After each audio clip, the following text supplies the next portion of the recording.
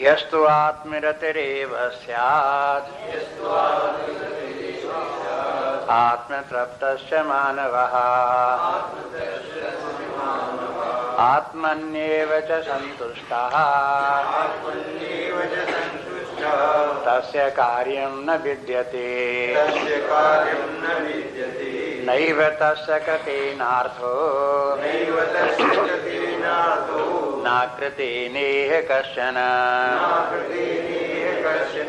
न चास्य सर्वभूतेषु कश्चिदर्थविपाश्रयः तस्मात् असक्तः सततं कार्यं कर्म समाचर असक्तो हि आचरन् कर्म परमाप्नोति पुरुषः तस्मात् असक्तः सततं कार्यं कर्म समाचर असक्तो हि आचरन् कर्म परमाप्नोति पुरुषः।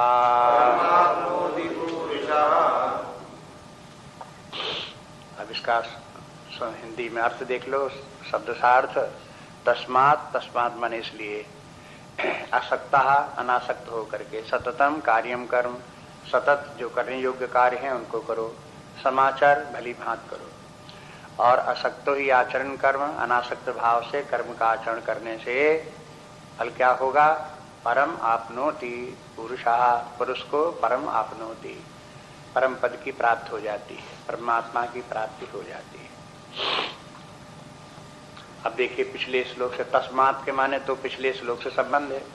अभी तक जो कहते चले आए कि देखो परमार्थ की पूर्णता अवस्था जीवन की प्राप्त करने के लिए परमार्थ प्राप्त करना चाहिए, उसकी निष्ठा होनी चाहिए। उसकी निष्ठा के दो मंजिलें बता दी, एक तो निष्काम कर्मयोग और दूसरा आत्मज्ञान। तो निष्काम कर्मयोग क्या है उसको समझा दिया, फिर ये भी बता दिया। उसके बाद फिर आत्मज्ञान प्राप्त होकर के व्यक्ति समस्त कर्मों से छुटकारा पा जाता है, मुक्ति प्राप्त कर लेता है, फिर उसको कुछ भी करना शेष नहीं रह जाता। दोनों बातें हो गई। तो अब अर्जुन से कहती कि अब तुमको क्या करना चाहिए? तस्मात् मन इसलिए, अब ये कहते हैं इसलिए तुमको निष्काम कर्मयोग करना चाहिए। तो अब देखो कि जब सब बातें हो गई तो अर्जुन को निष्काम कर्मयोग करने को क्यों कहते हैं? जब बता दिया आत्मज्ञान प्राप्त करके तुम परम गति को प्राप्त हो जाओगे और तुम जो है वो हो, फिर कोई कर रहा तुमको कुछ विशेष नहीं रह जाएगा। तो इसलिए तो ये हुआ, इसलिए तो कहना चाहिए, इसलिए तुम आत्मज्ञान प्राप्त करके कर्मातीत हो जाओ, ऐसा कहना चाहिए। लेकिन भगवान ऐसा नहीं कहते। अर्जुन मान लो पूछे भी कि अब इसके माने आपके सब कहने का तात्पर्य ये हुआ कि अब हम आत्मज्ञान प्राप्त करने का प्रयास करें और अपने आत्मभाव में स्थित रहें और समस्त कर्मों से उपराम हो जाएं, ये हमें करना चाहिए। तो भगवान ने कहा ना, क्या करना चाहिए? कहते निष्काम कर्मयोग करना चाहिए। ये कौन सी लॉजिक है कि अर्जुन को फिर भी निष्काम कर्म करना चाहिए? इसके माने सीधे सी ये है कि अर्जुन अभी तक धर्म के मार्ग पर तो चलता रहा, हाँ, लेकिन धर्म के मार्ग पर चलने मात्र से कोई सत्वगुणी व्यक्ति नहीं हो जाता और बिना सत्वगुणी व्यक्ति हुए आत्मज्ञान प्राप्त नहीं होता। तो धर्म के मार्ग पर चलने वाले व्यक्ति को भी निष्काम कर्मयोग का अभ्यास करके अपने आप को सत्वगुणी बनाना पड़ता है। सत्वगुणी माने चित्त शुद्ध हो, शांत हो, निर्मल हो, ये सब करने के लिए उसे निष्काम कर्मयोग करना पड़ता है। और उसको किए बिना आत्म तत्व की उपलब्धि नहीं होती। अब बताओ क्या करना चाहिए? अगर बात समझ में आ जाए किसी को तो इसके माने है उसकी ये समझ में आ जाना चाहिए कि धर्म में आचरण तो करना आवश्यक है ही है, लेकिन उसके बाद में अगर वो और आगे कुछ करना है तो उसे निष्काम कर्मयोग पहले करना चाहिए। यही बिल्कुल स्पष्ट बात है। और एक बार नहीं, गीता में ये बार बार बात कही। अर्जुन को के सामने भक्ति की, ज्ञान की सब बातें भगवान बताते रहते हैं और अंत में कहते रहे थे कि अर्जुन खड़े हो जाओ, युद्धाय कृत निश्चय, युद्ध करने का निश्चय करके खड़े हो जाओ। अर्जुन कहता युद्ध तो बड़ा घोर कर्म है, तो कहता ना घोर और कर्म हो कुछ भी बना रहे, लेकिन तुम्हारा ये कर्तव्य कर्म है, इसको निष्काम भाव से करो। जिन लोगों ने शास्त्र के ऊपर पहले विचार नहीं किया उनको ये बातें अटपटी लग सकती हैं, उनको समझ में आना जरा मुश्किल भी पड़ सकता है, और समझ में आ भी जाए तो करते नहीं है वैसा, करने को तैयार नहीं होंगे कि धर्म के मार्ग पर चलें, न्यायपूर्वक जीवन जिएं, फिर निष्काम कर्म योग करें, तो करने को तैयार नहीं हो। बस व्यक्ति की विडंबना यही, आध्यात्मिक साधना के मार्ग में व्यक्ति एक तो जानता नहीं कि आध्यात्मिक साधना की प्रक्रिया क्या है, कैसे एक के बाद एक होनी चाहिए, और अगर यदि किंचित समझ में भी आ गया तो करना मुश्किल उसके। वो कुछ का कुछ समझे रहेगा, अपने मन से जबरदस्ती करके माने रहेगा, अरे हमारा तो चित्त शुद्ध है, अरे हम तो हैं, हम तो आत्मज्ञानी हैं, हमें कौन सा करना है, हमें क्या करने से प्रयोजन है। हमें ऊपर से दिखाई दे रहा है कि हम कार्य कर रहे हैं, लेकिन हम अपने आप से आत्मज्ञानी भी हैं, और हमको न कहीं कुछ करने से मतलब न करने से कोई मतलब। जो पिछले 2 श्लोकों में आए, वो व्यक्ति कल्पना के द्वारा अपने आप अपने मन में वैसे ही मान लेगा कि हम तो ऐसे ही हैं। जो व्यक्ति आत्मज्ञानी है उसको तो करने से कुछ प्रयोजन है नहीं, जब करने से कुछ प्रयोजन नहीं तो क्यों निष्काम कर्म योग करे, क्यों कुछ करे। हाँ? बस ये मान करके जो वो चुप बैठ जाता है और कुछ करता नहीं। लेकिन ये भी तो देखना चाहिए कि जो परम गति प्राप्त करने के बाद व्यक्ति की जो स्थिति होती है, क्या वो है, माने उसको व्यक्ति को फिर ऐसी शांति, ऐसा सुख आनंद प्राप्त हो जाता है कि संसार के दुख उसको कुछ भी चिंतित नहीं कर सकते, कोई दुख उसे दुख नहीं लगता, कोई समस्या उसे समस्या नहीं लगती, कोई भय का उसके रह नहीं जाता। क्या ऐसा लगता है अपने मन में? अगर नहीं लगता है तो फिर क्यों खाम मान लिया कि हम तो आत्मज्ञानी हो गए।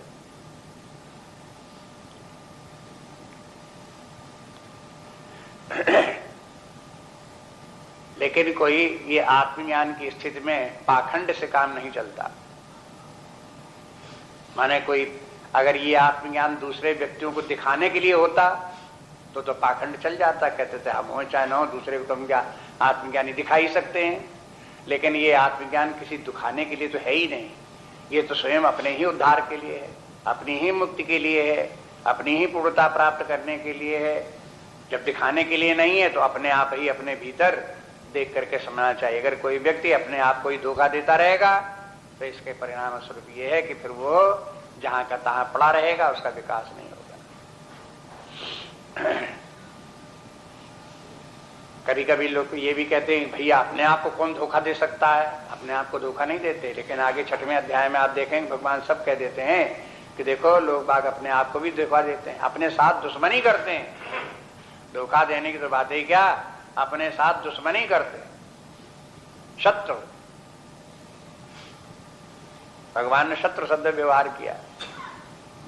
जो व्यक्ति अपने आप को धोखा देता है और अपना उद्धार नहीं करता, अपने साथ शत्रुवत व्यवहार करता है।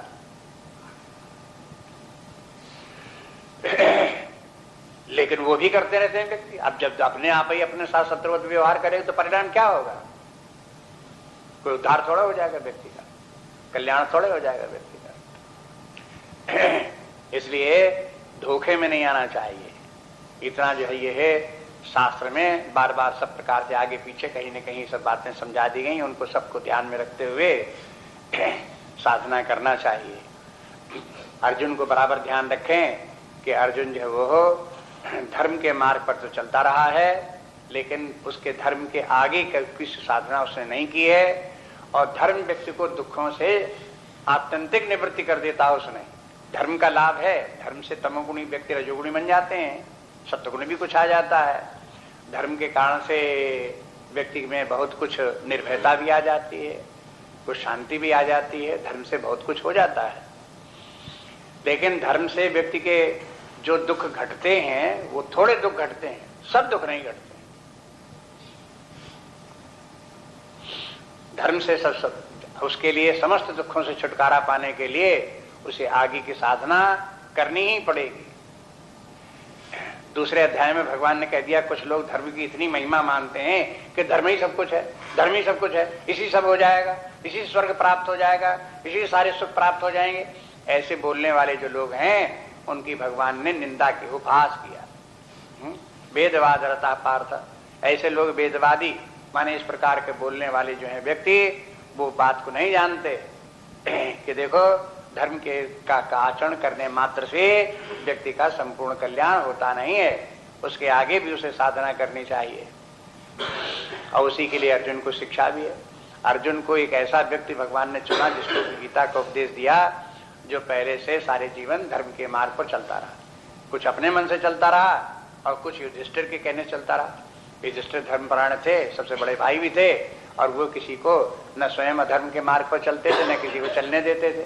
उनके चारों भाई जो है उनके अनुगामी, वो जब कभी भी उनके मन में अधर्म की बात आवे तो युधिष्ठिर उनको मना कर देंगे, ना ऐसा नहीं होगा। और उनको बड़े भाई की आज्ञा मानना, इतना उन्होंने धर्म माना एक कि हमें तो बड़े भाई की आज्ञा माननी ही माननी है, उस कारण से फिर वो अधर्म से बचे रहे। एक ये भी तरीका है कि धर्म से अधर्म से बचने का। तो वे जो है अधर्म से तो बच गया अर्जुन, धर्म के मार्ग पर चलता रहा, लेकिन निष्काम कर्मियों की शिक्षा किसी ने दी और न अर्जुन ने उसका अभ्यास किया। इसी कारण आसपास खड़े हुए जितने व्यक्ति थे वहां पर भाई बंधु, उनको देख करके मोह उत्पन्न हुआ और अर्जुन दुखी हुआ। तो यहाँ से प्रारंभ बात ये होती है कि दुख तो तब तक दूर नहीं होंगे जब तक कि मोह दूर न हो, आसक्तियां दूर न हो। तो इन आसक्तियों को दूर करके काम करने का अभ्यास व्यक्ति को डालना पड़ता है, इसी का नाम निष्काम कर्मी हो गए। अब देखो अर्जुन को जो आसपास जितने के लोग खड़े हुए हैं, अपने भाई बंधु खड़े हैं, उनमें आसक्ति है कि नहीं? अब देख लो, अगर युद्ध में दो प्रकार के युद्ध हो सकते थे। एक ऐसा युद्ध जिसमें अपने भाई बंधु कोई न हो, अपरिचित व्यक्ति हो, शत्रु खड़े हो, अर्जुन उनसे युद्ध करे तो अर्जुन को कोई दुख नहीं। और तमाम ऐसे युद्ध अर्जुन ने किए, कोई पहला युद्ध थोड़ी था महाभारत का युद्ध। उसके पहले न जाने कितने युद्ध किए और कितने युद्ध में न जाने कितने लोगों को मारा। लेकिन जब उन लोगों को मारा तो अर्जुन को कहीं कोई उसमें मारने में और उनके उसमें कहीं किसी का नहीं कि बेचारे मर जाएंगे, इनका क्या हो जाएगा, ऐसा कुछ बात नहीं थी। उनको सबको मार दिया। लेकिन अब इस युद्ध में जब देखा कि सब तरफ अपने ही भाई बंधु सब खड़े हुए हैं, तो अब मारने में उसको जो झिझक लगने लगी। तो अब अपरिचित व्यक्तियों में अपरिचित व्यक्तियों में क्या अंतर हो गया? जहां ये दिखाई दिए अपने रिश्तेदार हैं, तहां अपने रिश्तेदारों में अपनापन, ममत्व का भाव, आसक्ति, इसने इनको जो है ये अर्जुन को युद्ध करने से विरत कर रहा है, अपना धर्म का आचरण करने में, कर्तव्य करने में रोक रहा है। तो समस्या ये है कि आसक्तिपूर्ण जो व्यक्ति आसक्तियां पाले रहता है, ये मैं ये मेरे हैं, और उनको आसक्तियों को पाल करके व्यक्ति जीवन जीता है, ये उसके लिए घातक है। अब यहां पर अगर अर्जुन से भगवान कहते हैं कि अर्जुन तुम जो है वो हो असक्ता सततम कार्यम कर्म, हे अर्जुन तुम युद्ध करो, अर्जुन का कार्य करना है युद्ध करना, इसलिए तुम युद्ध करो, लेकिन अनासक्त होकर युद्ध करो। तो अर्जुन किससे अनासक्त रहे? पहली बात तो ये कि जिनसे युद्ध करना उन्हीं से अनासक्त रहे, वो अपने बने रहे भाई बंधु जो कुछ है सब, उनसे अनासक्त रहो। दूसरी बात ये कि युद्ध करने के बाद तुम्हें राज्य मिलेगा कि नहीं मिलेगा, उससे अनासक्त रहो। तीसरी बात ये कि अपने आप को तुम समझते हो कि मैं करता हूं और युद्ध कर रहा हूं, तो कर्ता भाव से अनासक्त रहो। लेकिन ये एक से एक सूक्ष्म है। अगर बाहर जगत जितने खड़े हुए लोग हैं उनसे अनासक्त नहीं होगा तो कर्म के फल से भी अर्जुन अनासक्त नहीं हो सकता, और कर्म के फल से, युद्ध के फल से अगर अनासक्त नहीं हो सकता तो कर्ता भाव से अनासक्त नहीं हो सकता। इसलिए ये सब अनासक्तियां एक के बाद एक लानी पड़ेंगी। लेकिन बहुत बार लोग बात जो है वो करते क्या है कि हम बिल्कुल अनासक्त हैं, समझते ही रहते हैं हमें कौन सी आसक्ति है, लेकिन अपने अपने सब अपने, वो तो होते ही हैं अपने हैं? ये तो अपने भाई हैं, ये अपने बंधु हैं, ये अपने पुत्र हैं, ये अपने पौत्र, ये तो अपने हैं ही हैं, और दूसरे दूसरे हैं, लेकिन हम अनासक्त हैं। जब मेरा तेरा बना हुआ है, अहंकार बना हुआ है, स्वार्थ बना हुआ है, तो इस बात की पहचान है कि अब अनासक्त नहीं है। इसलिए फिर से देखें कि अनासक्त होने के लिए व्यक्ति को मेरा तेरा छोड़ना पड़ेगा। जहां मेरा है तहां आसक्ति है, जहां मेरा भाव नहीं है, मेरेपन का कोई भाव नहीं है, न व्यक्तियों में, न वस्तुओं में, न परिस्थितियों में, न पद में, जहां मेरेपन का भाव नहीं कि मेरा, तो जो मेरा है तो आसक्ति है। व्यक्ति को अपने पद पर भी आसक्ति हो जाती, मैं इस पद पर हूं, मैं हटा ना दिया जाऊं। अब पद नाम की कोई वस्तु, कोई कंक्रीट वस्तु दिखाई नहीं देती, जैसे बिल्डिंग दिखाई दे रही हो, ऐसे पद तो नहीं दिखाई देता, लेकिन पद में भी आसक्ति होती है व्यक्ति। इस प्रकार से आप देखेंगे ये आसक्तियां जो हैं ये व्यक्ति को छोड़ करके कार्य करने का अभ्यास करना होगा। इसलिए निष्काम कर्मयोग वैसे बोलने में बड़ा अच्छा है कि बिना कामना रखे हुए कर्म करो, लेकिन अपने आप अपने अंदर की निरीक्षण, आत्मनिरीक्षण करके इंट्रोस्पेक्शन के द्वारा ये देखें कि हम कहाँ कहाँ आ सकते हैं, कहाँ कहाँ अना सकते हैं, और फिर हम कार्य हमारा इस प्रकार से हो रहा है कि नहीं हो रहा है, ये समझने की निष्पक्ष भाव से अपना अगर जो कोई देख सकेगा वही अनासक्त कार्य कर सकेगा। और जो निष्काम कर्मी होगा, जो अपने आप को देख नहीं सकता, तो धोखा तो बहुत देते होगा, अपने आप को धोखा, अपने आप को ये भी मानने रहे कि मैं अनासक्त कार्य करता हूं, मुझको क्या कर्म की बात, मैं कौन वेतन लेता हूं उसका। अगर नहीं वेतन लेते तो उसके मैंने अनासक्त हो गए, फिर भी आसक्तियां, कर्तव्य भाव की आसक्ति कि मैंने ये किया, मैंने ये किया, भला इतना कौन कर सकता है, साफ दिखाई देता है। जहां कार्य करता है उस पद के ऊपर कहीं ना कहीं कार्य, जहां कहीं कार्य करेगा तो कोई ना कोई उसका पद बन जाता है, पोस्ट बन जाती है, उसके ऊपर रह करके कार्य करता है, उस पद का अभिमान कि मैं जिस पद पर हूं और कोई है, मैं ही तो कार्य करता हूं, तब इस पद पर मुझे प्राप्त। और उस पद से हटा देने का डर, अगर किसी ने कहा कि भाई तुमने ये काम गड़बड़ किया, ऐसे ठीक नहीं, वैसे ठीक नहीं, अब उसको ये डर के ऐसा ना हटा न दिया जाए पद से। अगर पद से हटने का डर है तो किस बात की सूचना है कि पद में आ सकती है, तभी तो है डर। आ सकती ना हो तो उसमें डर का है कि पद से हटने की ना हटने की।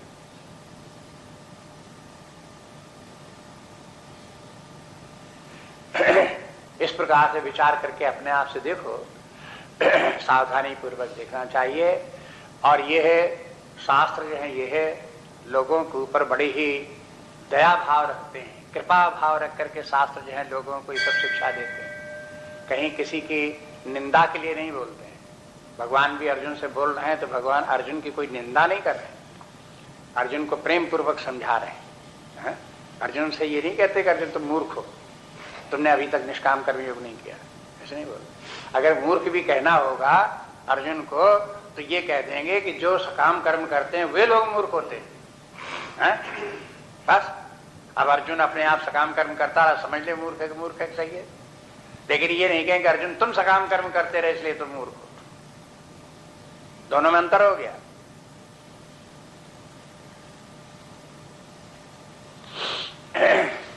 इस प्रकार से ये देखो, फिर इसलिए तस्मात के अर्थ को समझो। तस्मात के माने यद्यपि जीवन में अंतिम लक्ष्य है आत्मज्ञान, परमात्म ज्ञान प्राप्त करना है, लेकिन वो परमात्मा काम, निष्काम कर्मी व्यक्तियों को भी जो सत्वगुणी है, शांत चित्त, निर्मल चित्त, अनासक्त हैं, ऐसे ही लोगों का आत्म तत्व की प्राप्ति होती है। और वो स्थिति अर्जुन तुमको अभी प्राप्त नहीं है, इसलिए तुम निष्काम कर्म योग करो।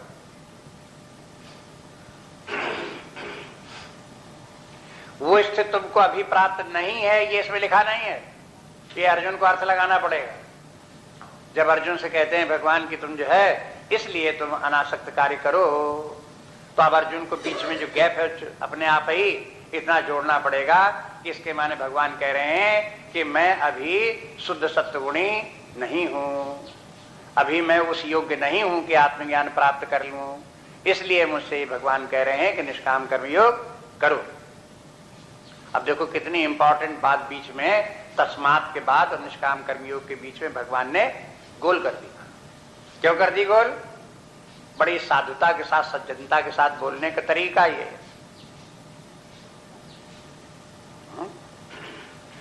नहीं तो बीच में ये भी कह सकते थे, अर्जुन तुम क्या समझते हो, तुम समझते हो सत्वगुणी हो क्या, तुम्हारे साथ सत्वगुण नहीं है तुम।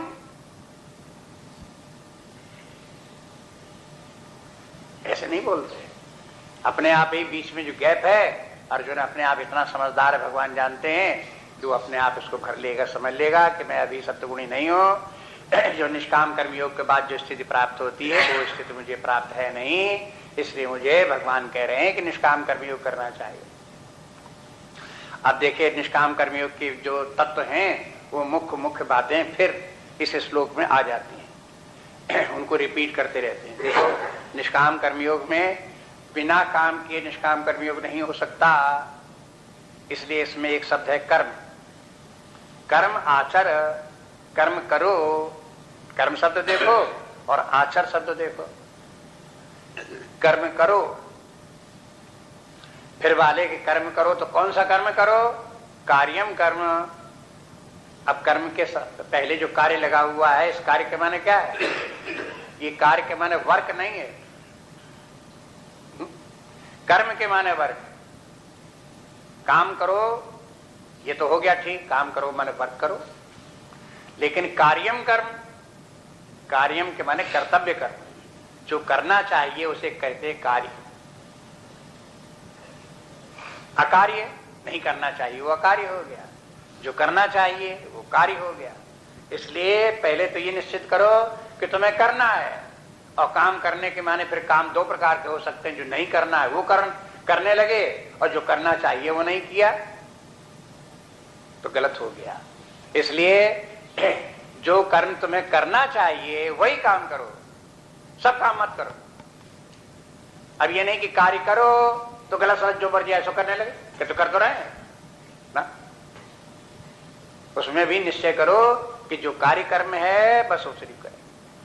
अब कार्य कर्म में तो फिर आप देखो कर्म के अंतर्गत जहां कहीं आता शास्त्रों में कम से कम 3 प्रकार की बातें, मतलब शारीरिक कर्म प्राण के द्वारा, कर्म इंद्रियों के द्वारा की जाती हैं, वाचिक कर्म, मानसिक कर्म, हाँ, मन वाणी और कर्म शरीर के कर्म, इस प्रकार से 3 प्रकार के कर्म बोले जाते हैं। इन तीनों में व्यक्ति को बराबर फिल्टर लगाए रहना चाहिए, फिल्टरिंग, हाँ, जो कार्य जो है वो करना चाहिए वही कार्य करे, और जो नहीं करना चाहिए उस कार्य को फिल्टर कर निकाल, छान करके अलग, ये नहीं करना है। इसी प्रकार से बोलने में भी जब व्यक्ति बोले तो फिल्टर करके बोले, जितना बोलना है उतना ही बोले, जिस प्रकार से बोलना है उतना ही बोले, बाकी अलग। इसी प्रकार से विचार भी करे तो जिस दिशा में जो शास्त्र के वचन जिस प्रकार के हैं उन्हीं का विचार करे, गलत विचार आवे तो उनको फिल्टर अलग कर। इस प्रकार से कौन सा कार्य कर्म है और कौन सा अकार्य कर्म है ये भी देखना होगा। जब ये देख लिया तब बोले कि असक्तम, उस कार्य कर्म को भी अनासक्त भाव से करो। अब जब अनासक्त से होने लगा, अब वो निष्काम कर्म की कोटि में आया। नहीं तो कर्म अगर करते हैं और जो वो कार्य कर्म है उस करते हैं तो यहां तक तो धर्म है, और जहां ये बात आई कि निष्काम भाव से अनासक्त होकर करो तो वही धर्म वाला कार्य निष्काम कर्मयोग हो गया। अब जब निष्काम कर्मयोग की बात आती है तो झट से व्यक्ति की बुद्धि में आती है बात, जब हमें निष्काम भाव से कर्म करना है इसके माने हमें कहीं आसक्ति नहीं रखनी है, बाहर भी वस्तुओं में, व्यक्तियों में, और जब हमें कर्म के फल में आसक्ति नहीं रखी है, विषयों में आसक्ति नहीं रखनी है, कर्ता भाव में आसक्ति नहीं रखनी है, तो फिर हम कर्म क्यों करें? और करें तो जैसे तैसे ढीला बटोली कर दें, टाल मटोली, गलती सलती कुछ कर दें, याता को बिगाड़ कर दो, क्या करना हमको? फल से हमें कोई मतलब नहीं, न कोई हमें वेतन लेने से मतलब है, न कहीं हमें कुछ और लेने से मतलब है, हमें कुछ उससे कर्म के फल से मतलब है नहीं, तो बिगाड़ करो। भगवान कहते ना, बिगाड़ कर दिया तुमने तो जहां के तहां गड्ढे में पड़े रहोगे, तुम बाहर निकल नहीं सकते। परमार्थ प्राप्त करना चाहो तो कल्पना भले झूठी करते रहो, तुम परमार्थ को प्राप्त नहीं कर सकते। इसलिए एक शब्द और जोड़ना पड़ा, समाचार। पहले भी समाचार बोल चुके, यहां फिर बोल दिया समाज।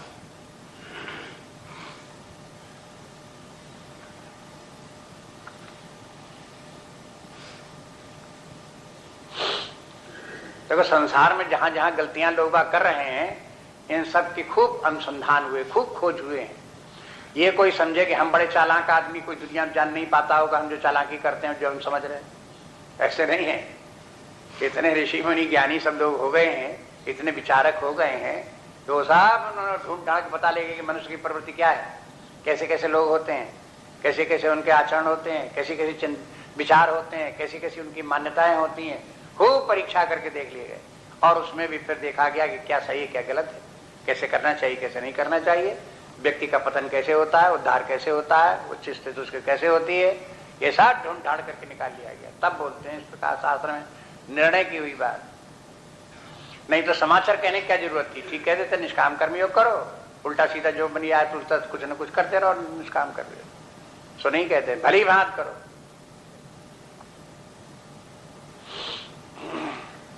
और फिर देखो उसके बाद फिर कहते हैं कि ऐसा करने से होगा क्या। इसमें तो ऐसा लगता है कि आपने सब आसक्तियां सब छोड़ा दी, फलल की कामना सब छोड़ा दी, तो अब इससे मिलना क्या है। तो ये बताते हैं वो मिलना है जो अन्य प्रकार से आपको नहीं मिल सकता है। ये इस प्रकार से कार्य करने से आपको परम आपनोति पुरुषा, ऐसा पुरुष परम गति को प्राप्त हो जाता है, उसके व्यक्तित्व का विकास होते ऐसे ऐसी महानता को प्राप्त हो जाता है, ऐसा श्रेष्ठ व्यक्ति हो जाता है कि उससे आगे फिर और कहीं कुछ प्राप्त करना शेष नहीं रहता। माने निष्काम कर्मयोगी व्यक्ति को आत्मज्ञान प्राप्त, परमात्म ज्ञान प्राप्त होती है, उसी से ब्रह्म भाव प्राप्त होता है, उसी से मुक्ति प्राप्त होती है, उसी से परमानंद की प्राप्ति होती है। इसलिए जो है ये है, उसके लिए एक शब्द में परम बोल दिया। परम के बाद और कुछ भी प्राप्त करना शेष नहीं, इसलिए बता दिए असक्ता ही आचरण कर्म। इस प्रकार से अनासक्त भाव से कर्म करने वाले व्यक्ति को परम पद की प्राप्ति होती है, उसका फल भी बता दिया। अब जिसको ये परम पद प्राप्त करना हो, तो यहाँ किसी व्यक्ति को झूठे बहानों से परम पद प्राप्त होने वाला नहीं है। अगर कोई अपने मन में बहाना कर ले, अरे हम तो निष्काम कर्मयोगी हैं, अरे हम तो ज्ञानी हैं, ऐसे व्यक्ति से मान लेने मात्र से किसी को ये परम पद प्राप्त होने वाले नहीं है। इसलिए सच्चाई के साथ में, सत्यनिष्ठा के साथ में अपने आप को देखना चाहिए, वैल्यूएशन अपनी ठीक ठीक करे कि हमें कहाँ पर हमारी स्थिति है, क्या स्वरूप हमारा इस समय है, किस स्तर पर है, क्या कौन सा सुधार हमको अपने आप लाना है। अब जब कोई व्यक्ति अनासक्त भाव से कर्म करेगा और आत्मज्ञान प्राप्त करने को तैयार होगा, तो ऐसे व्यक्ति का व्यवहारिक जीवन तो अपने आप ही बड़ा ही कुशल होगा, बड़ा ही सुंदर भी होगा, लोक कल्याणकारी भी होगा। ये तो अपने आप ही होगा। फिर ऐसे व्यक्ति को कहां फुर्सत कि किसी से झगड़ा करे, गाली गलौज करे, खींचातानी करे। संभावना कहीं है रह गई, साफ हो गई वो पहली खत्म।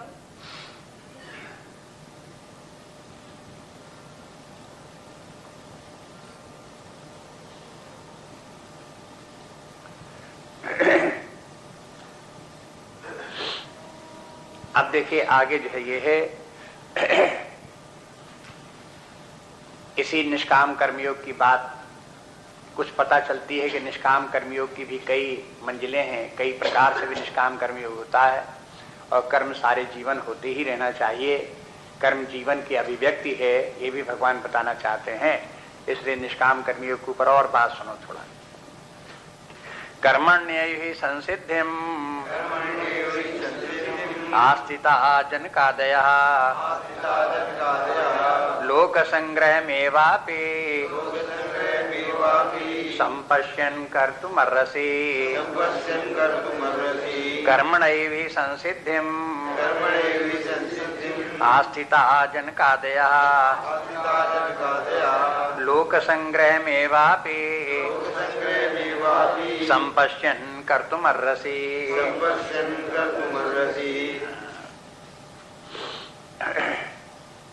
अब ये बोले कि देखो, ये मान लो अर्जुन ये कहता है कि ये कर्मयोग का तो बड़ा कठिन काम है, आपने बता दिया, और ये तो बड़ा मुश्किल ही तो नहीं हो सकता है। लोग बागा से बोलते हैं, अब भी बोलते हैं, जब जब निष्काम कर्मयोग की बात जब सामने आती है तब कहते हैं कि निष्काम कर्मयोग में जब कर्म फल की आसक्ति नहीं रखनी है तो कर्म क्यों फिजूल करेंगे।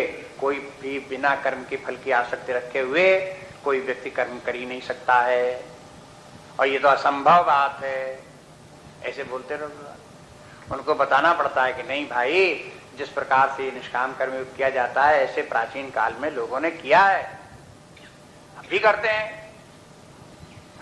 तो उदाहरण देते हैं किसने किया, तो एक बहुत प्रसिद्ध ऐतिहासिक राजा का नाम बता दिए कि जनक नाम के राजा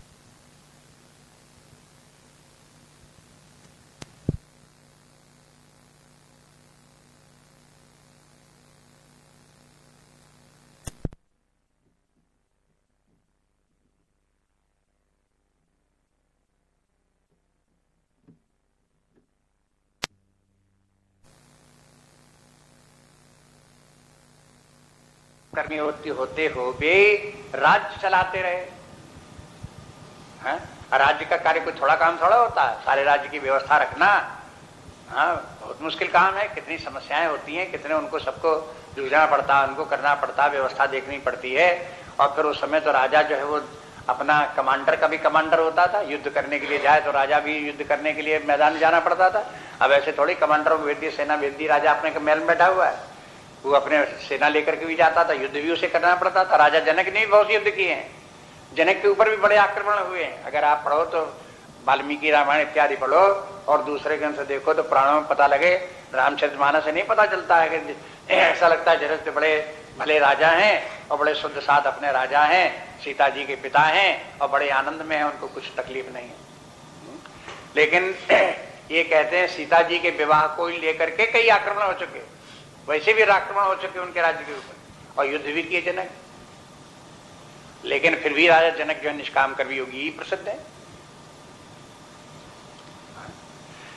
तो निष्काम कर्मी योग इसके माने ऐसे जैसे क्षत्रिय लोग, राजा लोग युद्ध करते हुए भी निष्काम कर्मी योगी हो सकते हैं, तो कोई व्यक्ति कहे कि हमसे निष्काम कर्मी योग नहीं हो सकता, तो तुम्हारे इसके माने तुम्हारी समझ में नहीं आया और तुम्हारी क्षमता नहीं उस प्रकार की, बस यही बात है। बाकी तो कर तो सकते ही हो, सब लोग कर सकते हैं निष्काम कर्म योग, कोई असंभव बात नहीं है। असंभव बात होती तो करने के लिए कहा ही न जाता, इसलिए संभाव्य है। और कैसे हमारे लिए संभव है ये व्यक्ति को विचार करना चाहिए और करके देखना चाहिए।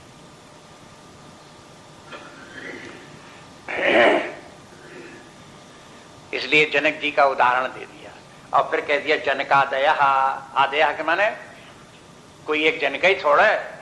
अब कोई कहने लगा अच्छा एक जनक हो गए दुनिया में, सब थोड़े हो जाते हैं, तो हम कैसे निष्काम कर्मी हो जाएं?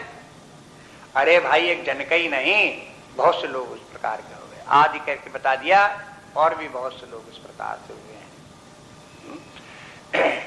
उसमें बृहदारण्यक उपनिषद में एक नाम आता है राजा अश्वपति। राजा अश्वपति भी निष्काम कर्मी योगी थे और ज्ञानी भी थे, आत्मज्ञानी। क्षत्रिय होकर के ज्ञानी थे और राजा थे, आत्मज्ञानी ब्रह्म ज्ञानी। उनके पास ब्राह्मणों ने आकर के उनसे ब्रह्म विद्या सीखी। इसके माने ये है कि ये क्या क्या जिस प्रकार से है, कैसे कैसे किया जाता है, ये आप देखो। इसलिए प्राचीन जितने भी इतिहास हैं, पुराण आदि हैं, ये सब प्रेरणा के स्रोत हैं। उनको देखो इस प्रकार से हो सकते हैं। आगे चल करके चौथे अध्याय में भगवान कहेंगे कि आपको निष्काम कर्मयोगी देखना हो तो आप पुराने इतिहास ही में न रहो, आपके सामने रोज सूर्योदय होता है, सूर्य की तरफ देखो। जैसे सूर्य निष्काम कर्मयोगी है ऐसे निष्काम कर्मयोगी बनना शुरू करो। इस सृष्टि में सबसे पहला निष्काम कर्मयोगी कौन? सूर्य पहला वही, बिना सूर्य के सृष्टि चल नहीं सकती थी, इसलिए पहले सूर्य हुए और फिर सृष्टि चली। इसके मैंने और लोग बाद में हुए और पहला ही जो है वो निष्काम कर्मयोग करने वाला सूर्य जो है सबसे पहला निष्काम कर्मयोग करने वाला, वो सामने प्रत्यक्ष दिखाई दे रहा है। बस इस प्रकार से देख लो। और भी फिर उसके बाद में फिर बताते हैं कि सूर्य वंश में फिर निष्काम कर्मयोगी होते रहे। चौथे अध्याय में देखोगे तो सूर्य के पुत्र वैवस्वत मन हुए, मन भी निष्काम कर्मयोगी हुए। मन के पुत्र इक्ष्वाक हुए, इक्ष्वाक भी निष्काम कर्मी योगी हुए। इस प्रकार से बहुत से राजा हुए। चौथे अध्याय में भगवान बताएंगे इस प्रकार से निष्काम कर्मी योगी की परंपरा चले, बहुत लोग निष्काम कर्मी योगी। तो जैसे वो सब लोग निष्काम कर्मी योगी हुए हैं, इसी प्रकार से करो।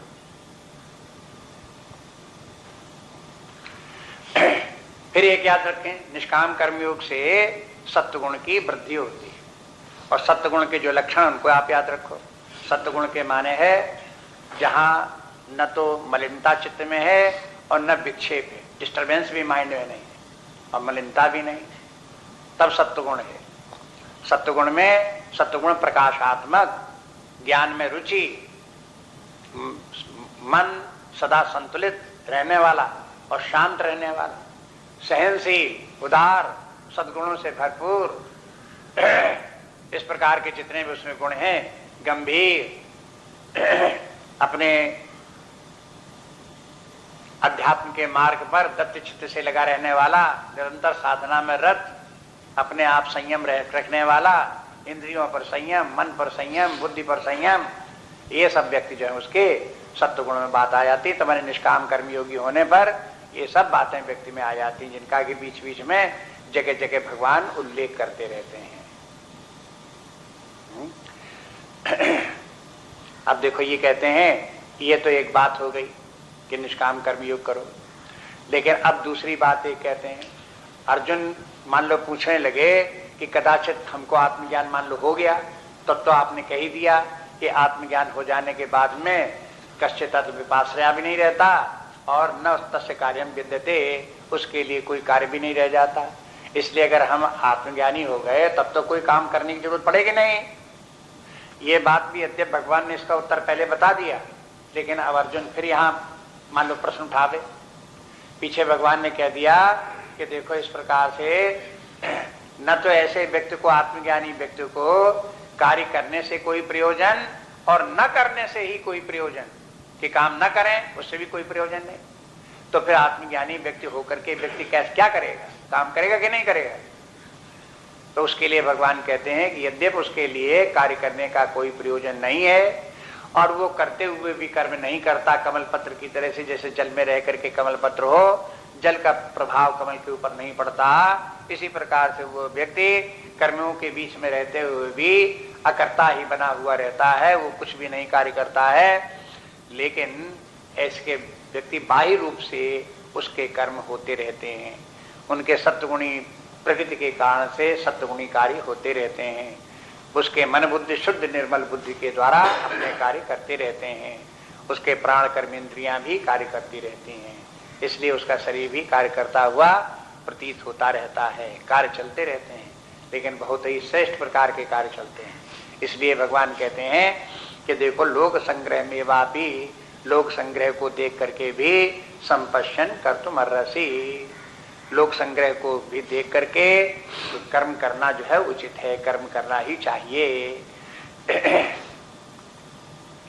कर्तुम, करने को ही, अर्हसि माने योग्य हो, माने तुम कर्म करने के योग्य फिर भी हो, माने अयोग्य नहीं हो गए। ऐसा नहीं कि आत्मज्ञान प्राप्त होने पर, परम पद प्राप्त होने के बाद व्यक्ति कर्म करने के लिए अयोग्य हो जाता हो, ऐसा नहीं।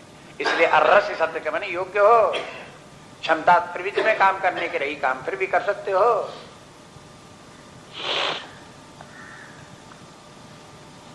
पंचदशी में एक स्थान पर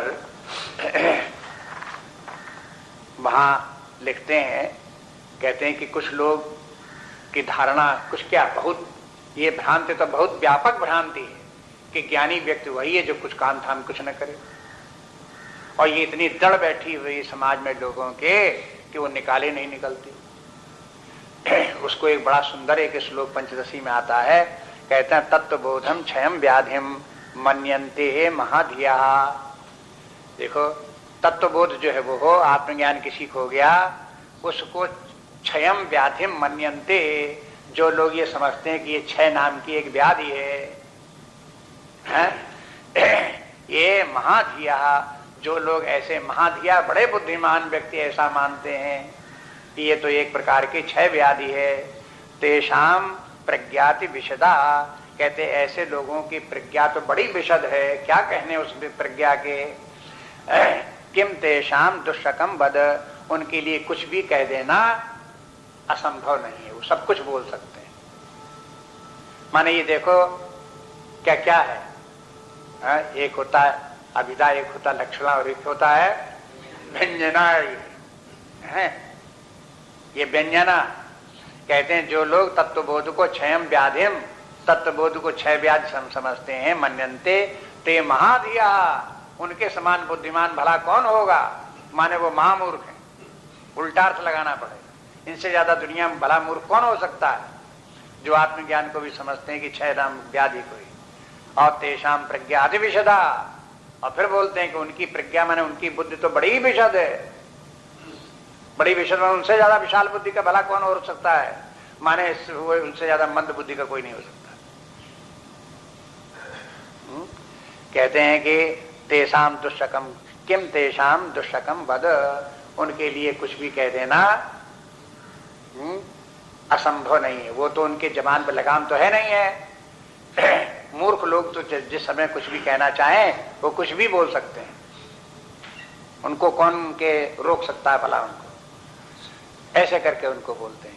क्षयम व्याधिम के माने क्या हुआ, क्षय नामक व्याधि, जहां व्यक्ति ज्ञानी हुआ तहां उसके हाथ पैर लुंज पुंज हो गए, अब वो न कुछ उठ सकता है, न बोल सकता है, न चल सकता है, न फिर सकता है, न खा सकता है, न पी सकता है। जैसे कोई व्यक्ति को एक आजकल जो है वो एक वृद्धावस्था में एक रोग हो जाता है, उसका नाम है एल्जीमर्स डिसीज। एल्जीमर नाम का एक डॉक्टर हुआ, व्यक्ति हुआ है, उसके नाम से इस बीमारी का नाम पड़ गया कि वृद्धावस्था में धीरे धीरे करके सब शरीर के तंतु निष्क्रिय हो जाते हैं और उसका हाथ पैर भी उसके नहीं उठते, उठ के बैठ भी नहीं सकता, चल भी नहीं सकता, थोबर ऐसा बिल्कुल बुद्धू, आंखें को ऐसी बस सांस चलती रहती है, देखता रहता है, उसके मुंह में कुछ डाल दिया जाए तो निकल जाता है, न उसके हाथ उठे न उसके पैर उठे, उसको उठा करके बाथरूम ले जाओ तो वहां जाए, जब उसको बैठा दो तो बैठ जाए, लिटा दो तो लेट जाए।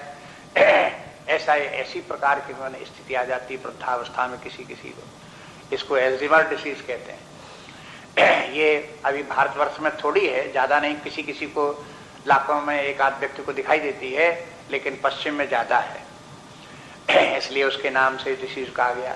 तो ये एल्जीमर्स डिसीज है, इसको क्षय व्याधि संस्कृत में कहेंगे कैसी हो गई, समस्त शक्ति क्षीण हो गई, अब न उसके हाथ चलते हैं, न पैर चलते हैं, न वाणी चलती है, न बुद्धि काम करती है। ऐसा व्यक्ति जो क्षय व्याधि उसको हो गई। जिसको क्षय व्याधि हो जाए, कुछ न करते, बड़ा ज्ञानी व्यक्ति है, ये आत्मज्ञानी व्यक्ति है, ऐसा करके जो व्यक्ति समझते हैं उनका उपहास करते हैं कि देखो कि इस प्रकार से इसमें आत्मज्ञानी व्यक्ति, उल्टी बात है ये बिल्कुल। उनका कहने का तात्पर्य है कि जो मूर्ख लोग हैं वही इस प्रकार के निर्णय लेते हैं कि हम कुछ नहीं करेंगे, और कर्मणता उनमें आता है। तमोगुणी लक्षण जिन व्यक्तियों को होता है, वो चाहे अपने आप को ज्ञानी समझे चाहे अज्ञानी समझे, तमोगुण व्यक्ति ही अकर्मण्य होता है, वो कुछ नहीं करता। लेकिन जो है ज्ञानवान व्यक्ति होगा तो वो तो कुछ न कुछ कार्य करेगा। और क्या कार्य करेगा, वो भगवान कहते हैं लोक संग्रह में वापी, वो लोक संग्रह के लिए तो कार्य करेगा कम से कम। लोक संग्रह माने क्या है, अभी एक नया शब्द आ गया, ये हिंदी में प्रयोग नहीं होता, इसलिए इसकी परिभाषा याद रखनी चाहिए। लोक संग्रह के माने लोकस्य उन्मार्ग प्रवृत्ति ही तस्य निवारणम लोक संग्रह। इतना याद रखें कि लोकस्य उन्मार्ग प्रवृत्ति ही, समाज जन साधारण नई नई पीढ़ियां आती रहती हैं, बच्चे पैदा होते रहते हैं, बड़े होते हैं, और उनको अगर शिक्षा जीवन जीने का विधान उनको नहीं सिखाया गया तो फिर वो मनमानी ढंग से जीवन जीते हैं और गलत रास्ते पर ही जाते हैं। ऐसा नियम है। अपने आप से कोई भी व्यक्ति मनुष्य सही रास्ते पर चलता हो तो शायद कहीं किसी के एकाध के संस्कार पूर्व जन्म के हो तो हो, नहीं तो अधिकांश व्यक्ति, जैसा भगवान ने 14वें अध्याय में कहा कि मनुष्य शरीर उनको प्राप्त होता है रजोगुणी स्वभाव के हैं। जो रजोगुणी स्वभाव के व्यक्ति होते, रजोगुण के कारण कामना से और विषयों में प्रीति होने के कारण से विषयासक्त जीवन जीते हैं, और इन विषयों के लोभ के कारण से, आसक्ति के कारण से गलत मार्ग पर चले जाते हैं। ये उनका स्वभाव होता है। इसलिए उस गलत मार्ग से व्यक्तियों को हटाना, धर्म के मार्ग पर लाना, जीवन का सही विधान सिखाना, उनको प्रेरणा देना कि सन्मार्ग पर चलें, इस काम का नाम है लोक संग्रह। ये लोक संग्रह का कार्य करना ये है आवश्यक है। जो बुद्धिमान व्यक्ति, समझदार व्यक्ति जानते हैं कि जीवन का सही रास्ता क्या है, वो स्वयं भी जीवन के सही रास्ते पर चलें, अन्य लोगों को प्रेरणा दे करके उसी मार्ग पर लाने की भी कोशिश करें, ये उनका धर्म है। कभी कभी वैसे मान लो ज्ञानी व्यक्ति तो के लिए तो भगवान ने कहा कि मान लो जो निष्काम कर्मी पहले से किया है और आत्मज्ञान जिनको हो गया है और वो समझते हैं कि अब हमको कुछ करना शेष नहीं रहेगा, जब आत्मज्ञान ही हमको हो गया है तो अब हमको क्या करना है, कुछ नहीं करना है।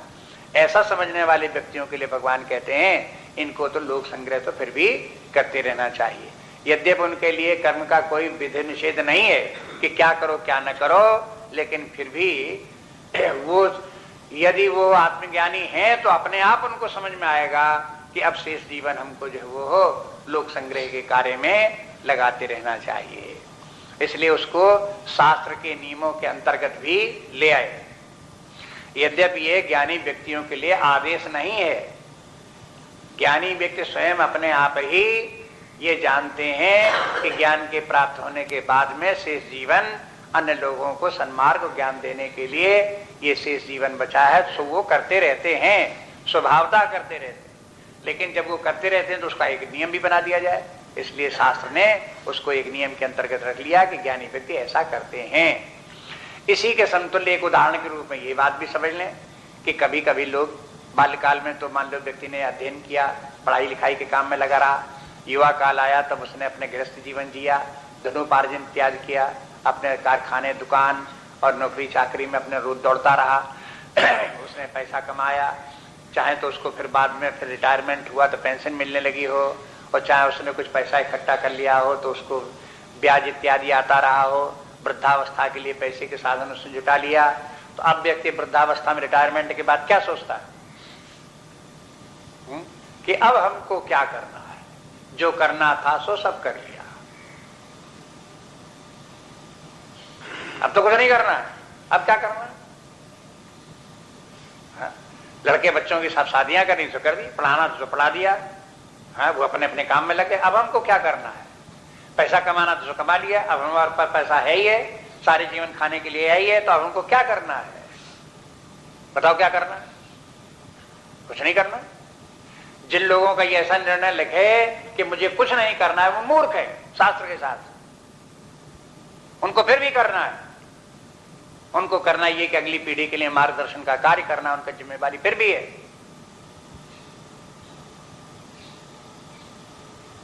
ये कहते हैं कि लोक संग्रह को देख करके उनको कार्य करना ही चाहिए।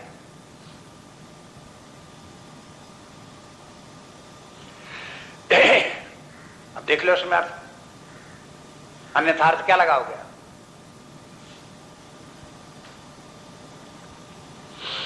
अब आगे देखिए अगला श्लोक, यदि यदाचरति श्रेष्ठः तत्तदेवेतरो जनः सयत् प्रमाणं कुरुते लोकस्तदनुवर्तते। यदि यदाचरति श्रेष्ठः तत्तदेवेतरो जनः सयत् प्रमाणं कुरुते लोकस्तदनुवर्तते।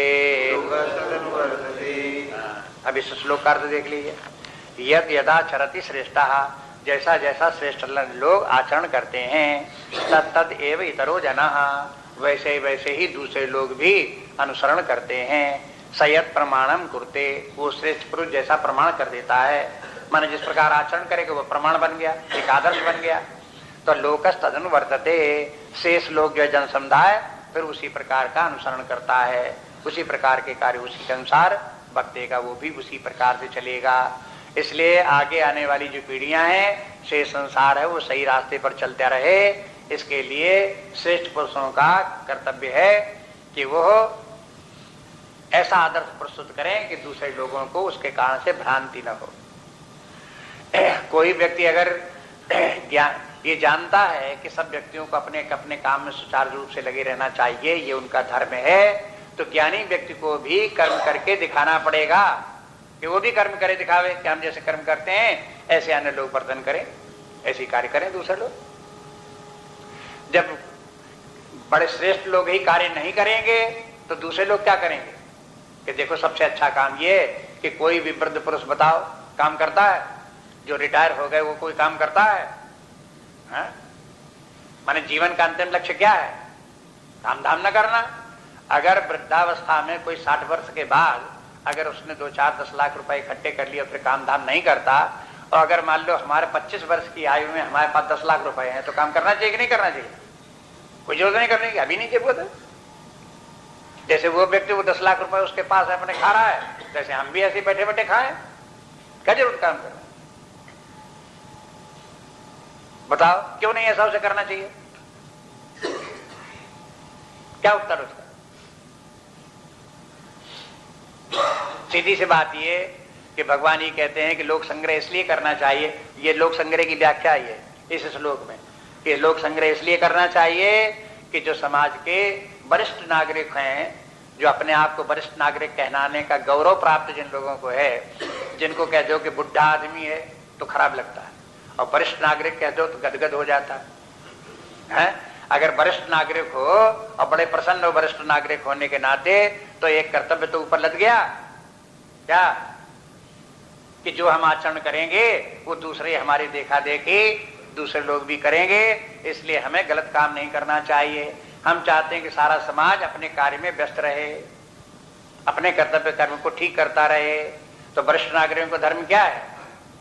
वो स्वयं अपने कर्तव्य कर्म में दृढ़ चित्त होकर के लगे रहें, पुरुषार्थ के साथ व्यस्त रहें।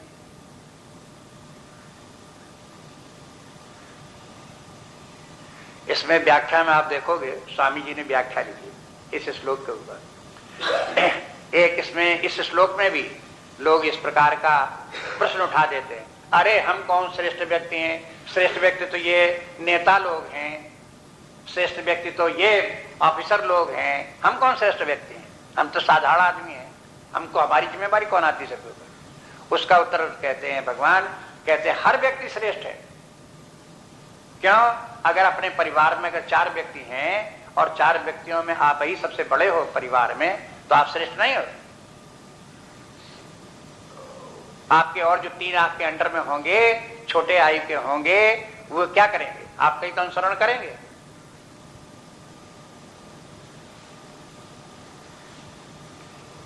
ये बहाने नहीं चलते कि हम श्रेष्ठ थोड़े हैं। किसी किसी ने कंपैरिजन में तो आप श्रेष्ठ हो ही हो। अगर कुछ लोग गैर पढ़े लिखे हैं और आप पढ़े लिखे हो, कुछ लोग गैर पढ़े लिखे हैं, आपने बीए पास किया, एमए पास किया, तो आप ज्ञानवान हो, तो आप श्रेष्ठ हो गए। आपकी जिम्मेवारी हो गई कि वो ज्ञान इतना पढ़े लिखे के आधार के ऊपर आप सही रास्ते पर चलो। जो गैर पढ़े लिखे लोग हैं आपका अनुसरण करें, चाहे आयु के अनुसार हो, चाहे विद्या के अनुसार हो, चाहे बुद्धि के अनुसार हो। अगर आप किसी न किसी प्रकार से श्रेष्ठ हो, धन के अनुसार भी श्रेष्ठता आ जाती है। जैसे कई कई शास्त्रों में लिखा है कि ब्राह्मणों में जो बड़े हैं उनके बड़े ज्ञान के कारण से बड़े माने जाते हैं। क्षत्रियों में जो बड़े माने जाते हैं वो आयु के कारण बड़े माने जाते हैं। वैश्यों में जो बड़े माने जाते हैं, श्रेष्ठ किन माने जाते हैं? किस बात में? जिनके पास पैसा ज्यादा, वो ज्यादा श्रेष्ठ हैं। शूद्रों में श्रेष्ठ कौन माना जाता है? जैसे शरीर में ताकत ज्यादा हो, हैं? इस प्रकार से देखो कि अलग अलग व्यक्तियों की श्रेष्ठता के मापदंड अलग अलग हैं। तो हर किसी न किसी प्रकार से व्यक्ति तो श्रेष्ठ तो है ही है। जिस प्रकार से जो श्रेष्ठ है उस प्रकार से उसका धर्म हो जाता है कि वो अपना एक आदर्श प्रस्तुत करे, जिससे कि दूसरे लोग गलत रास्ते में जाए। अब आजकल मान लो जनरल शिकायत ये है कि जो अगली पीढ़ी आ गई, इस समय 30 वर्ष, 40 वर्ष, 50 वर्ष के आयु के लोग जो कार्य कर रहे हैं, जो देश की स्वतंत्रता के बाद पैदा हुए और इस समय जो है अपने कार्य क्षेत्र में लगे हुए गृहस्थ जीवन जी रहे हैं, व्यापार कार्य क्षेत्र में लगे रहे हैं, वे लोग भ्रष्ट लोग हैं, गलत रास्ते पर चल रहे हैं, अनैतिक कार्य कर रहे हैं। तो अनैतिक कार्य कर रहे हैं तो इसकी ऐसी गलती क्यों हुई समाज में? ऐसा क्यों हो रहा है इस प्रकार का? गीता के अनुसार देखो तो आपका क्या निर्णय निकलेगा कि इनके पहले की पीढ़ी के लोगों ने अपने कर्तव्य का पालन नहीं किया, उन्होंने लोक संग्रह का कार्य नहीं किया। अगर करते तो वो अब जो करने की बात होती तो उनको लगता है कि हम क्यों करें, जिनका जो बनेगा बिगड़ेगा सो अपने आप बिगड़ेगा, हमें क्या करना है। अब देखते थे बचपन में हम देखा करते थे, जब 10-12 साल की आयु में इस प्रकार की थी तो जहां कहीं शहर में गांव में जहां कहीं निकले तो सावधान रहना पड़ता था। जैसे घर में सावधान रहो, गलत सलत काम ना करो, नहीं तो घर में डांट पड़ेगी, मार पड़ेगी। ऐसी बाहर भी सावधान रहो, क्योंकि वहां पर अगर गलत सलत काम हो तो कोई भी गांव का भी व्यक्ति, अपरिचित व्यक्ति, शहर का कोई व्यक्ति भी टोक सकता था, ऐसे नहीं ऐसे करो, ऐसा क्यों करते, ऐसा क्यों करते, ऐसे कोई भी रोक सकता था। और उसकी बात को चुपचाप सबके सुनने पड़ती थी, उससे विरोध नहीं कर सकते थे। लेकिन अब इस प्रकार की है कि बच्चे जो हैं सड़क पर कहीं भी कहीं जाएं और जो मर्जी आए उल्टा सीधा कुछ भी करें, दूसरे व्यक्ति दूर से देखते रहेंगे, किसी की इसी हिम्मत नहीं पड़ेगी कि उसको रोके कि बच्चा ऐसा नहीं करना चाहिए, ऐसे झगड़ा मत करो, इस प्रकार से गाली मत बोलो। अगर गाली बोलते चले जा रहे हैं, लड़ते चले जा रहे हैं तो कोई हिम्मत नहीं पड़ेगी, एक तो कहेगा नहीं और कहने की हिम्मत भी नहीं पड़ेगी। और वो फिर इस समय का समाज इस प्रकार का बन गया कि वे भी सुनेंगे नहीं, सुनेंगे का उल्टे लड़ने को शुरू हो जाएंगे। तुमको क्या करना, हम चाहने से अपने बोले, हम चाहे कुछ करें, तुमको क्या करता, तुम कौन होते बोलने वाले, तुम काजी हो कि मुल्ला। और अगर फिर भी उनको डांटो मारने को तैयार हो जाओ तो वो घर जाकर के शिकायत करें और पिता आ जाओ, पिता और 10-20 को और ले आवे हैं, और ले करके आप वो एकदम से मोर्चाबंदी हो जाए कि आपने क्यों हमारे लड़के से ऐसा कहा, आप कौन होते कहने वाले। जहां समाज की इस प्रकार की दशा बन गई तो किसके कारण बन गई है, कैसे बन गई ये दशा समाज। अब बिगड़ने के लिए तो पूरे समाज के सामने इस प्रकार की परिस्थितियां इस प्रकार की आ गई कि जहां पर जो है ये है आप उसको चाहो कि समाज सुंदर बने, रहने योग्य समाज हो, शांत पूर्वक सुख पूर्वक जीवन लोग जी सकें, सब मिलजुल करके आचरण करें, यज्ञ भाव से कर्म करें, सदाचार के साथ जीवन जिए, ऐसा समाज बने, स्वर्ग बने जीवन पृथ्वी पर। तो कैसे आएगा, कोई निष्क्रियता से तटस्थ होकर के हमारी कोई नहीं सुनता, हमारी कहां चलती है, हमसे कैसे होगा, ऐसे करके बैठ रहने से तो काम नहीं चलेगा। ऐसी स्थितियां कोई इस बार नई नहीं आई हैं, प्राचीन काल में भी आती रही। शंकराचार्य का जब जीवन देखते हैं, शंकर दिग्विजय इत्यादि पढ़ते हैं, उस समय समाज की जो स्थिति थी उसको देखा गया तो उस समय भी अपने ढंग की परिस्थितियां थी, लेकिन उस समय लोगों को समझ में नहीं आता था कि इस प्रकार की समाज की स्थितियां, इसको कैसे हैंडल किया जाए, कैसे इसका समाधान किस प्रकार से किया जाए। लेकिन उस समय भी लोगों ने आपस में बैठे विचार किया। जब विचार करो तो कहीं ना कहीं कोई ना कोई निर्णय निकलता है, कोई ना कोई रास्ता सूझता है। 10, 20, 15, 5 आदमी बैठ करके, इकट्ठे बैठ करके बुद्धि लगाओ, सोचो कि जब इस प्रकार समस्या आ गई और हमारे ऊपर जिम्मेवारी इसकी बनती है तो हमको क्या करना चाहिए। तो उसमें से कोई ना कोई राय देगा, जैसा जो रास्ता समझ में आवे सब मिलजुल करके उसी प्रकार का कार्य करो। फिर वो बात आती है कि एक होती है पॉजिटिव थिंकिंग, होती है एक होती है निगेटिव। निगेटिव के माने समाज में ये बिगड़ा, वो बिगड़ा, ऐसा खराब, वैसा खराब, बस बोल करके चुपचाप अपने बोल लिए, चल दिए अपने। ये निगेटिव थिंकिंग है। ऐसी निगेटिव थिंकिंग से कुछ बनने वाला नहीं। पॉजिटिव थिंकिंग के माने आप बैठो और समस्या जो है उसे स्वीकार करो और उसका समाधान खोजो, और समाधान खोज करके अप्लाई करो उसे।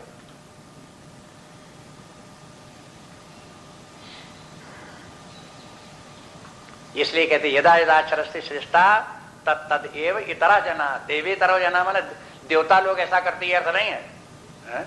तत् तत् तत् तत् एव इतरा जना, वैसे ही वैसे इतर लोग करते हैं। इतर में दूसरे लोग, और दूसरे बने फॉलोअर्स, निकृष्ट व्यक्ति जो है नीचे के स्तर के हैं, वो इतर लोग जो है उसी प्रकार श्रेष्ठ व्यक्तियों का ही अनुसरण करते हैं। बस इसके बाद आगे की यहां तक एक बात हो गई। अब भगवान अपना उदाहरण देकर के भगाते आगे, तो वो